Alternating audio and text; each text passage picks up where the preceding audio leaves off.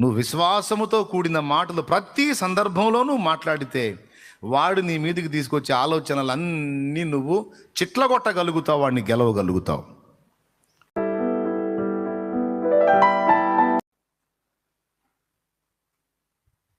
ఇప్పుడు విశ్వాసం ఉంది.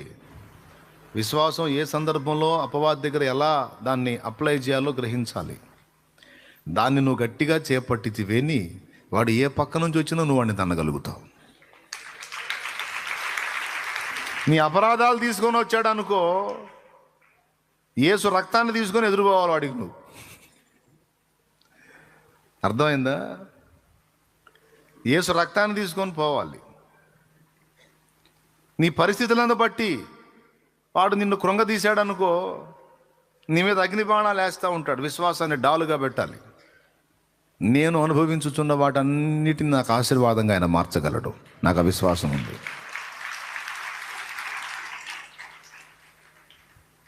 దేవుడు ఉన్నాడా? ఉంటే నీ గతి ఎందుకు ఇలా ఉంది? వాడు డైరెక్ట్గా రాడు, పక్కన వాళ్ళలోంచి వచ్చి మాట్లాడుతుంటాడు. వాళ్ళలోంచి ఏళ్లలోంచి వచ్చి, మరి దేవుడు దేవుడు దేవుడు అని తెగబోతుంటావు. ఏం మారింది నీ పరిస్థితి? నీ బతుకు ఏం మారింది? అంతే ఉందిగా, ఏందోలే. పాపం వాళ్ళకి తెలీదు వాడంటే పని చేస్తున్నాడని. అది వాడి స్వరం. అది ఎవరి స్వరం? వాడి స్వరం. దాన్ని గుర్తుపట్టాలా. అప్పుడు వెంటనే నువ్వు చెప్పాలా. ఏం చెబుతావు? నిజంగా నేను కూడా అదే అనుకుంటున్నాను అని మనసులో అనుకోవటం కాదు. నా పరిస్థితి ఏం మారేదేంది? నీ బొంద. నిత్య జీవం నాకు లభించింది, నిత్య బహుమానం నాకుంది, పరలోక పౌరత్వం నాకు లభించింది. భూమి మీద నాకు అనుమతించబడేవన్నీ అనుభవాల కోసం అనుమతిస్తున్నాడు. వీటన్నిటికీ ఒక ముగింపు ఉంది తప్పకుండా. ఇప్పుడు ఒకవేళ నేను శ్రమానుభవంలో ఉన్నా, తర్వాత తప్పకుండా నన్ను సుఖానుభవంలోకి, సంతోషానుభవంలోకి నా దేవుడు తీసుకొని వస్తాడు. నాకు విశ్వాసం ఉంది అనాలి. ఏమనాలి? ఏ విశ్వాసం ఉంది? నా గతి మారునన్న విశ్వాసం నాకుంది. నా దేవుడు దాన్ని మార్చునన్న విశ్వాసం నాకుంది. నా పరిస్థితులు మారునన్న విశ్వాసం నాకుంది. నా బంధకాలు తెగిపోవునన్న విశ్వాసం నాకుంది. నా సంఖ్యలు విడిపోవునన్న విశ్వాసం నాకుంది. మరి అదేదో ఇప్పుడే ఏం చేయొచ్చుగా. అసలు అనుమతించింది ఎందుకు? రాజుగారి కుమార్తె కొడుకులాగా పెరుగుతున్న తీసుకెళ్ళి గొర్రెలు కాసే పరిస్థితి తెచ్చింది ఎవరు? అత్తగారింటికాడు ఉండే. ఎంత అవమానం, ఎంత చిన్న చూపు. గౌరవిస్తారా అల్లుడు గారిని? అత్తగారింటికాడు ఉంటే, అత్తగారి ఇళ్ళ కాడు ఉండే అల్లుడు గారు నన్నేం అనుకోవాకండి. స్తోత్రం. ఫీల్ అవుతారా లేదా? ఫీలింగ్ వస్తుందా లేదా? కొద్దిగా పాపం ఎంతో బాధపడి ఉంటారు. ఇల్లరికం అల్లుళ్ళకి ఆ బాధ ఇంకా బాగా తెలుసు. మోషే బతుకు ఎట్టయిందంటే 40 ఏళ్ళు ఇల్లరికం చేసినట్టే అయింది. సంపాదించింది కూడా ఏం లేదు పాపం, అంతా మామగారికి సిద్ధపరిచి పెట్టడమే. ఆ పనులు అప్పచెప్పాడు మామయ్య గారు. ఏం పని? గొర్రెలు అప్పచెప్పాడు. మేపుకొని రావాలి, పొద్దున్నే బావాలు తోలుకొని మళ్ళీ సాయంత్రానికి రావాలి. మరి ఇక సిప్పోరమ్మ సంగతి తెలిసిందే. ఆమె అంత సౌమ్యురాలైన భార్య ఏం కాదు. ఆయన ఒకటి చెబితే ఆమె ఇంకో టైపు చేసిద్ది. మన అబ్బాయికి సున్నతి చేద్దామంటే భలే పనే, పిచ్చి పిచ్చి ఆచారాలన్నీ పెట్టి అబ్బాయిని ఇబ్బంది పెడతావు. నో, నేను ఒప్పుకోను. సత్రములో యెహోవా మోషేని చంపచూడగా అప్పుడు తన బిడ్డకి సున్నతి చేసి, ఇదిగో నీవు నాకు రక్త సంబంధివైన పెనిమిటివి అయితివని అప్పుడు అంది. అంటే ఏంటి? ముందు చెప్పిన పనులు చేశారు ఇంకా చీపు. వాళ్ళ ఇంటికాడ ఉంటున్నాడు కదా, ఇంకేం లెక్క చేస్తారు? అంత కష్టమైతే పోలేడుగా. మామయ్య తృణీకరిస్తాడు, ఇక మిగిలిన వాళ్ళు తృణీకరిస్తారు. వైఫ్ కూడా లెక్క చేయదు. ఎవరు పుట్టింటికాడు ఉంటే వాళ్ళ పెత్తనం ఉంటుంది. దేవునికి స్తోత్రం. వీడు తల్లిదండ్రులు లేకుండా అనుకో, వీని పెత్తనం ఉంటుంది. అంటే అవసరమైతే వెళ్ళిపో, వీళ్ళ బిర్రు చూసుకొని ఇతనికి కేకలేస్తుంటాడు. ఆమె పుట్టింటికాడు ఉంటే ఏంటి? వెళ్ళిపో, నేను రాను. మా అమ్మమ్మ నన్ను పొలాల్లో పెట్టి చూసుకుంటాను. పాపం ఎన్ని బాధలు పడ్డాడో మహారాజు. నన్ను సంఖ్యలలోనికి నెట్టింది ఆయనే, బంధకాల్లోకి నెట్టింది ఆయనే, నన్ను అందులో ఉంచి చెక్కుకుంటున్నది ఆయనే. నా నిర్మాణం సంపూర్తి చేసి నన్ను బయటికి తెచ్చి తన ఘనమైన పని కొరకు నన్ను వాడుకునేది కూడా ఆయనే. ఇప్పుడు కొట్టాలి చప్పుడు ఏకప్రకారం. ఆయనకే మహిమ. చెప్పు గట్టిగా స్తోత్రం కూడా చెప్పు. అది నా విశ్వాసం అని చెప్పాలి. ఇంకప్పుడు లూసిఫర్ గాడు ఉండడు అక్కడ. నువ్వు విశ్వాసముతో కూడిన మాటలు ప్రతి సందర్భంలోనూ మాట్లాడితే వాడు నీ మీదకి తీసుకొచ్చే ఆలోచనలన్నీ నువ్వు చిట్లగొట్టగలుగుతావు, వాడిని గెలవగలుగుతావు. దీన్ని ఒక కవి ఇలా అభివర్ణించాడు: సడలని విశ్వాసం మన నరమున ఉంటే నరకాలే తలవంచవా. ఏం మాట! సడలని విశ్వాసం మన నరమున ఉంటే నరకాలే తలవంచవా. వస్తాడు వస్తాడు దివిని వీడి వడివడిగా దిగి వస్తాడు. ఆ కరుణామయుడు తాను తిరిగొస్తాడు. వస్తాడు. దేవునికి మహిమ. దేవుడు నీకు తోడై ఉంటే మరి ఎందుకు ఫెయిల్ అయ్యావు? దేవుడు నీకు తోడై ఉంటే మరి ఉద్యోగం ఎందుకు రాలేదు? దేవుడు నీకు తోడై ఉంటే మరి మీ ఇంట్లో అది ఎందుకు జరిగింది? ఓ బోల్డ్ అన్ని మాటలు తీసుకొస్తారు. మరి దేవుడు మీకు తోడై ఉంటే మీ నాన్న ఎందుకు చచ్చిపోయాడు? దేవుడు కాపాడొచ్చుగా. విశ్వాసం గల నీవేం మాట్లాడతావు? ఇంటికి పోయి మమ్మీ డాడీ ఎందుకు పోయాడే, దేవుడు ఎందుకు కాపాడలేదని అడుగుతావా? ఏం చెప్తావు? ఎక్కడికి పోయాడు మా నాన్న? ఎక్కడికి పోయాడు? మీరేమనుకుంటున్నారు? చచ్చిపోయాడని నీకు లేడు అనుకుంటున్నారేంటి? మా నాయన భద్రంగా ఉన్నాడు, మాకంటే ముందుగా దేవుని వద్దకు చేరాడు. ఒకరోజు వస్తుంది, ఆయన మేము తిరిగి కలుసుకుంటాం. ఇక ఎప్పటికీ విడిపోకుండా శాశ్వతంగా అక్కడే ఉంటాం. ఇది నా విశ్వాసం అని చెప్పు. ఇంక అవతల సౌండ్ ఉండదు. మరణంతో సహా సమాధానం చెప్పడానికి సన్నద్ధులై ఉండాలి. ఎందుకంటే మనుషుల నుంచి రకరకాల ప్రశ్నలు తీసుకొచ్చి నిన్ను సంధించేది సైతాను. నిన్ను కృంగదీయటానికి, మానసికంగా క్షోభ పెట్టడానికి, బలహీనపరచడానికి, వెనక్కి తిప్పడానికి, నీ మీదకి అవిశ్వాసపు బాణాలు విసిరేది నిరంతరం వాడే.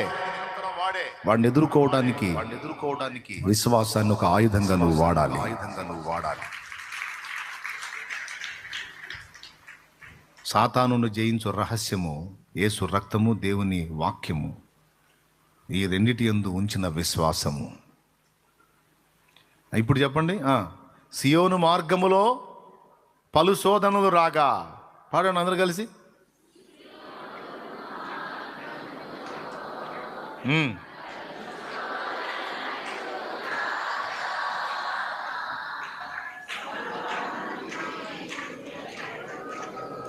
సొంత బలమును ఇచ్చితివి,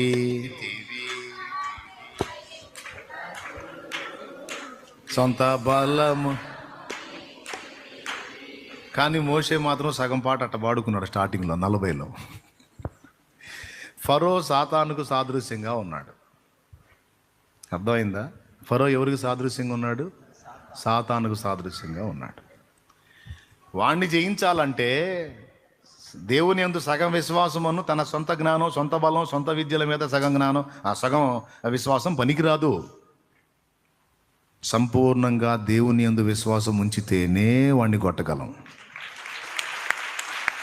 సంపూర్ణంగా దేవుని యందు విశ్వాసం ఉంచితేనే వాడిని తొక్కి పట్టగలం, లేకపోతే కష్టం. అని మోషే ఆవేశపడ్డాడు. సగం దేవుని యందు విశ్వాసం, సగం తనకున్న టాలెంట్స్, తనకున్న సామర్థ్యతల మీద విశ్వాసం పెట్టి. ఇప్పుడు దేవుడు ఏం చేయాల్సి వచ్చింది? ఈ సగం సగం చదువు పనికిరాదు బేటా, నువ్వు అర్జెంటుగా ఇక్కడి నుంచి ముందు బడిలోకి పద అన్నాడు. ఏ బడిలోకి? దేవుని బడి. ఎక్కడ నేర్చుకున్నాడు? మిథ్యాను అరణ్యంలో నేర్చుకున్నాడు. ఎన్ని రోజులు నేర్చుకున్నాడు? 40 రోజులు. ప్రియ బిడ్డ, గుర్తుపెట్టుకో, కొన్నిసార్లు నీకు అలాంటి ప్రత్యేకమైన అనుభవాలు నేర్పడానికి నిన్ను దేవుడు ఒంటరిని చేస్తాడు.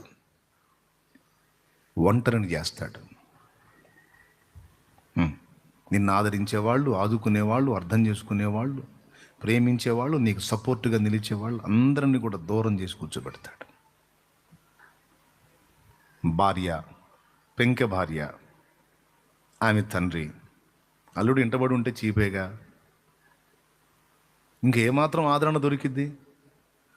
దాది పోయే, మమ్మీ పోయే, ఆ జనం పోయే, ఈ జనం పోయే, ఇశ్రాయేలీలు లేరు, ఐగుప్తీయులు లేరు, పోయి మిద్యానీయుల దగ్గర పడ్డాడు. పోయి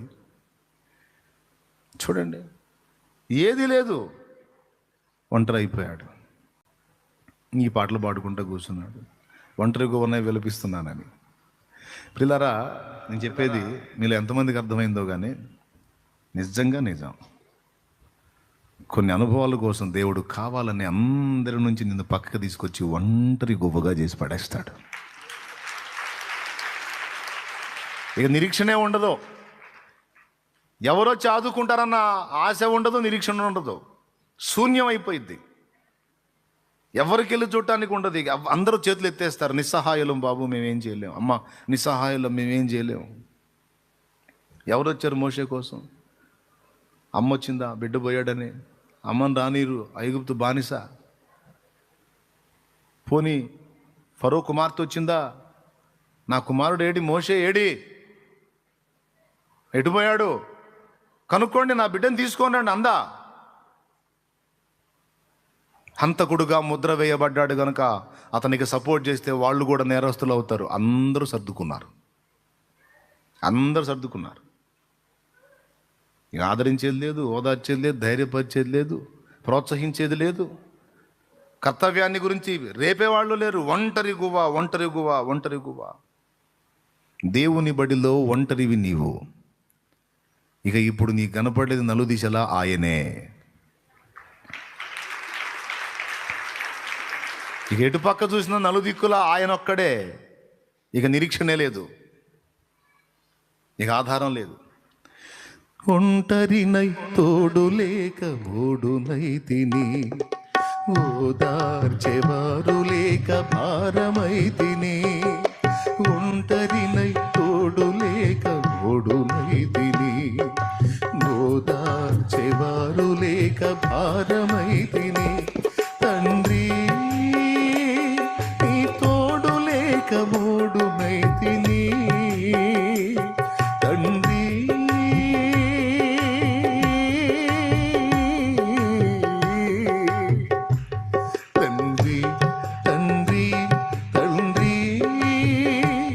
నీ తోడు లేక ఓడునై తిని.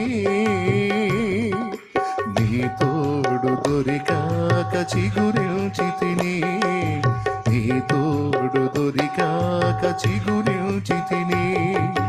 నీవుగాక ఎవ్వరు నాకు లేరయ్యా, నీవుగాక ఎవ్వరు నాకు లేరయ్యా. నీవే నా ప్రాణము, నీవే నా సర్వము. నా ప్రాణ ప్రియుడా నా యేసయ్యా, నన్ను కన్న తండ్రి నా యేసయ్యా. నా ప్రాణ ప్రియుడా నా యేసయ్యా, నన్ను కన్న తండ్రి నా యేసయ్యా. పూజింతును ఓ పూజార్హుడా, భజింతును ఓ భవదీయుడా. పూజింతును ఓ పూజారుడా, భజింతును ఓ భవదీయుడా. నీవుగాక ఎవ్వరు నాకు లేరయ్యా, నీవుగాక ఎవ్వరు నాకు లేరయ్యా. నీవే నా ప్రాణము, నీవే నా సర్వము.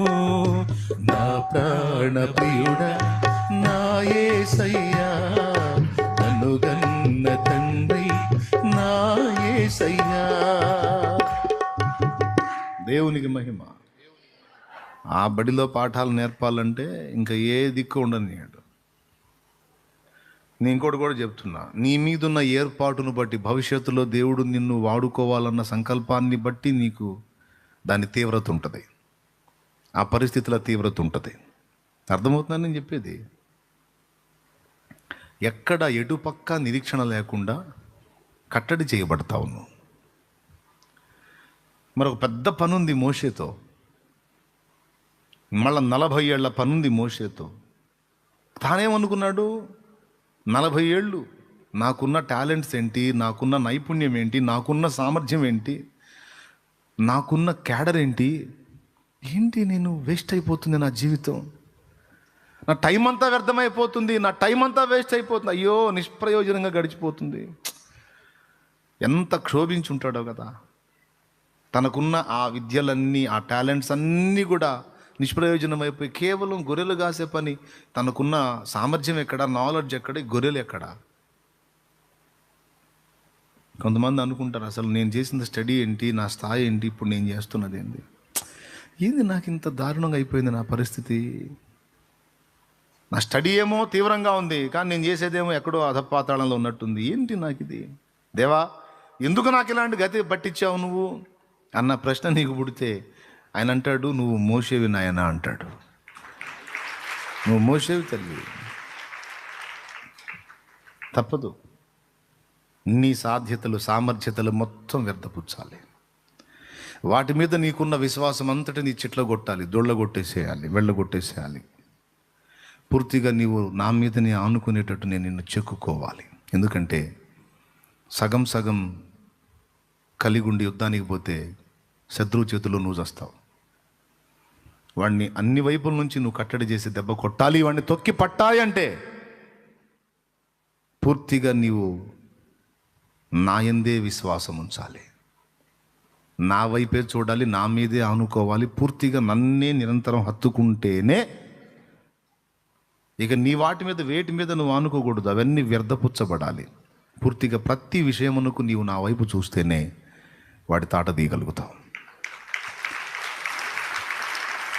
నువ్వు వెళ్ళి పెట్టుకోబోతుంది ఎవరితో, నేను పంపించబోతుంది ఎవరి మీదకో తెలుసా? ఈ భూలోక రాజ్యాల్లో అగ్రరాజ్యంలో కూర్చున్నవాడు, సాతానుకు సాదృశ్యంగా ఉన్న ఫరో మీదకి వదులుతున్నాను నిన్ను. ఫరో మీదకి నిన్ను నేను వదులుతున్నాను ఒక బాణంలాగా. దానికోసం నేను చెక్కుకుంటున్నాను నిన్ను. మరి సరిగ్గా నువ్వు నాకు వర్క్ చేయాలంటే నా బడిలో నిన్ను నేను పదును పెట్టుకోవాలి. నావి, నా సామర్థ్యతలు అనుకున్న వాటన్నిటిని కూడా దొళ్ళగొట్టేసేయాలి. అయిపోయాయి. చివరికి ఏ పరిస్థితి అంటే, రా ఇప్పుడు నిన్ను పంపించేదను, నీవు ఫరో యొద్దకు పోయి ఆ ప్రజల్ని బయటికి తీసుకొని రావాలి అంటే ఏమన్నాడో తెలుసా? ఇక వంకలు చెప్పటం మొదలుపెట్టాడు, అడ్డు చెప్పటం మొదలుపెట్టాడు. ఒకప్పుడు ఏవి తనకు సామర్థ్యతలు ఉన్నాయో అని గుర్తించాడో వాటిని వాళ్ళు గుర్తుపట్టి మోషే తమ రక్షకుడని వాళ్ళు ఎరుగుతారు అనుకున్నాడో వాటిని ఎత్తట్లా. ఇప్పుడు మాటలు యందు నేర్పరైన వాడు నోటి మాంద్యం గలవాడిని అంటున్నాడు. నా వల్ల కాదంటున్నాడు, నాకు చేత కాదంటున్నాడు, నాకు సామర్థ్యం లేదంటున్నాడు, మొత్తం ఖాళీ అయిపోయాను అంటున్నాడు. రైట్. అక్కడ వాళ్ళు ఖాళీ అయ్యారు, ఇక్కడ నువ్వు ఖాళీ అయ్యావు. ఇప్పుడు జరిగింది పని. అప్పుడు దేవుడు మాట్లాడాడు, నేను నీకు తోడై ఉంటాను, నేను నీకు తోడై ఉంటాను. నీకు తోడై ఉండి నేను చేస్తాను కార్యం. జస్ట్ నువ్వు అట్లా నిలబడు అంతే. నీ పనితనాలు, నీ టాలెంట్స్, నీ సామర్థ్యాలు నాకేం అవసరం లేదు. నువ్వు జస్ట్ ఒక తోలు బొమ్మలా నిలబడి అంతే, నేను చూసుకుంటా. అంతేనా? మోషే చేసింది ఏమైనా చేశాడా? పూర్తిగా దేవుని శక్తి మన మీద పరిపూర్ణం కావాలి అంటే మన స్వయం విషయంలో, సొంత శక్తి విషయంలో మనం బలహీనులం కావాలి. ఇది 2 కొరింథీ పత్రిక 12వ అధ్యాయము 7 నుంచి చదివితే వచనాలు ఉన్నాయి. నాకు కలిగిన ప్రత్యక్షతలు బహు విశేషముగా ఉన్నందున నేను అత్యధికముగా హెచ్చిపోకుండా నిమిత్తము నా శరీరములో ఒక ముళ్ళు సాతాను యొక్క దూతగా ఉంచబడినది నా యొద్ద నుండి తొలగిపోవాలని ముమ్మారు ప్రభువును వేడుకుంటుని. అందుకు ప్రభు ఏమన్నాడు? నా కృప నీకు చాలును. నా కృప నీకు చాలును, బలహీనత యందే నా శక్తి పరిపూర్ణమగుచున్నదన్నాడు. అంటే ఏంటి? ఈ ఒక్క మొక్క చెప్పేసేయండి, మనం ప్రార్థన చేసేసుకుందాం. అంటే ఏంటి?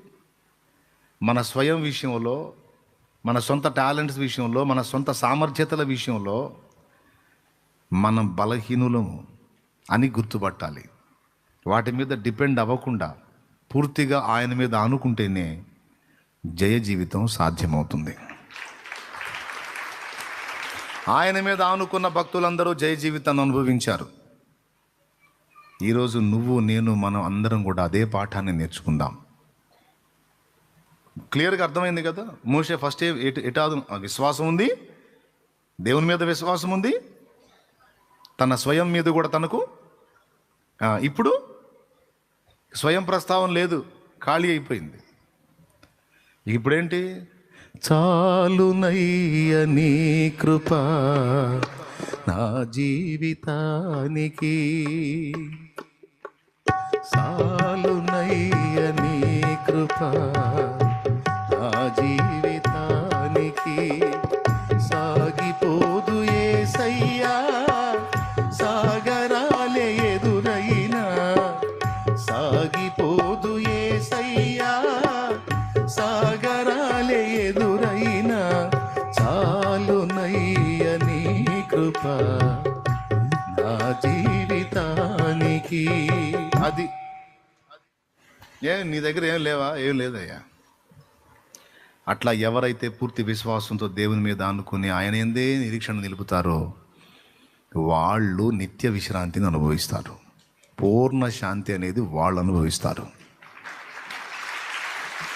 లోకమును జయించిన విజయము, లోకాధికారి ఎవడు? వాడి చేతిలో తిప్పబడుతుంది ఏది? లోకం. లోకాన్ని, దాని నాయకుడైన సైతాన్ని జయించిన విజయము మన విశ్వాసమే. ఏ విశ్వాసం? సంపూర్ణంగా దేవుని మీద ఆనుకున్న విశ్వాసం. ఈరోజు ఆదికాండపు ధ్యానంలో గ్రంథకర్త యొక్క జీవితంలో దేవుని జోక్యం ఎట్లా చేసేసాడండి? మొదట ఆకారం ఉంది, తర్వాత నిరాకారం అయిపోయింది. దేవుడు జోక్యం చేయటం మొదలుపెట్టాడు. అద్భుతమైన ఆకృతి వచ్చింది, మోషేకు వచ్చింది, మోషే జీవితానికి కూడా వచ్చేసింది. ఎంత అంటే తరతరములకు ఆశీర్వాద కారణంగా చేయబడ్డాడు.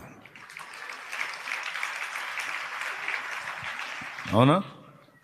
తరతరములకు ఆశీర్వాద కారణంగా. ఇశ్రాయేలు జనాంగానికి మాత్రమే మోషే ఆశీర్వాద కారణమా? పంచకాండాలు ఇచ్చి మనకు కూడా ఆశీర్వాద కారణం అయ్యాడు ఆయన. మన ఆశీర్వాదానికి మోషే కారకుడు అయ్యాడు. ఎన్ని తరాలకు? బహుతరములకు ఆశీర్వాదముగాను శాశ్వత శోభాతిశయముగాను నేను నిన్ను చేసేదను అన్న వాగ్దానం మోషే జీవితంలో నెరవేరిపోయాయి. ఎప్పుడు? దేవుని బడిలో చదువు నేర్చుకున్నప్పుడు, తన స్వయం మీద విశ్వాసాన్ని విసర్జించి అన్ని వైపులా నీవే నాకు దిక్కని దేవుని మీద డిపెండ్ అయినప్పుడు. దేవునికి స్తోత్రం. ఆ దేవుని బడిలో చదువు నేర్చుకునే నేపథ్యంలో హృదయము విరిగి నలిగిన అనుభవంలో, గాయపరచబడిన అనుభవంలో ఆరితేరినప్పుడు, ఏ స్థాయి కంటే ఇశ్రాయేలు మీద నాయకుడై ఉండి సర్వ సమాజం ఎదుట సాష్టాంగపడ్డ స్థాయికి తగ్గించుకున్నాడు. కంటి చూపుతోనే గడగడలాడించగలడు, కానీ వాళ్ళ ముందు సాగిలపడేంత విరిగిపోయాడు ఆయన. హల్లెలూయా.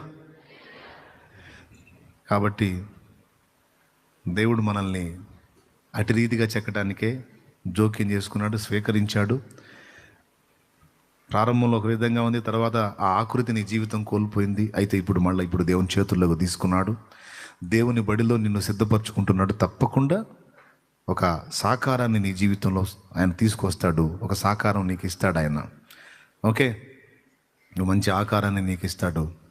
ఇది నమ్మితే ఆయన యందు విశ్వాసాన్ని బట్టిగా దేవుని పాదాలు పట్టుకో, నేర్చుకో. దేవుని మీద ఆనుకోవడం నేర్చుకో, ఆధారపడటం నేర్చుకో. పరిపూర్ణ విశ్వాసాన్ని సాధన చేయి. కృప మనందరికీ తోడై ఉండునుగాక. ఆమేన్.